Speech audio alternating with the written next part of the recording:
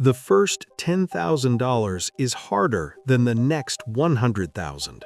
That sounds wrong, almost insulting, because if money was just about effort, then working harder should always work. But it doesn't. And if you don't understand why, you'll spend years blaming yourself for a problem that isn't actually yours. This video isn't here to motivate you. It's here to explain the invisible rules that control money before you ever touch it. Most people believe money grows in a straight line. More effort, more hours, more discipline. But money doesn't move in lines. It moves in thresholds. And the first threshold is the most brutal one to cross. That threshold is the first $10,000.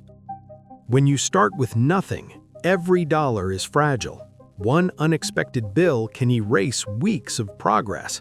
One mistake can push you right back to zero. At this stage, money isn't a tool, it's oxygen. And when you're just trying to breathe, you can't think clearly. That's why the beginning feels chaotic, stressful, and unfair. Not because you're bad with money, but because the game is stacked against beginners. Here's something nobody likes to admit. In the beginning, effort has a terrible return on investment.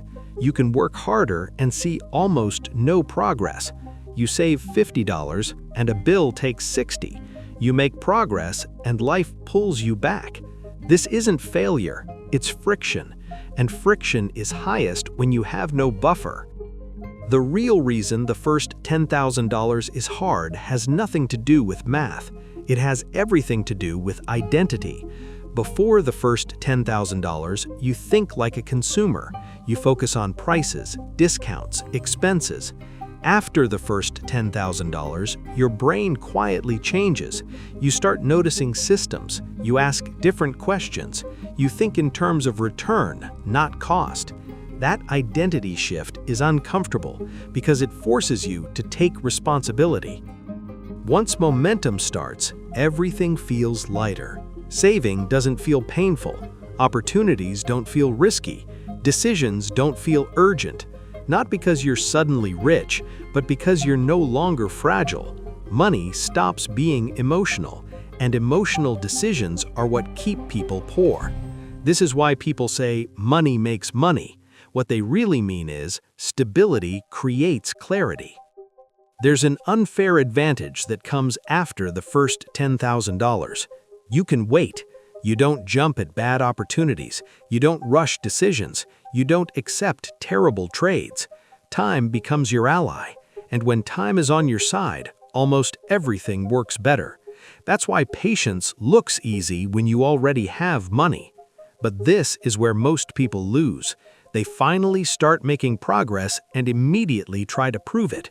New phone, better car, more comfort, and suddenly the pressure returns. The first $10,000 is not a reward, it's a foundation. Spend the foundation and the house collapses. The goal isn't to feel rich, the goal is to stop being vulnerable. The first $10,000 buys you something more valuable than stuff. It buys you calm, and calm thinking creates better outcomes than motivation ever will.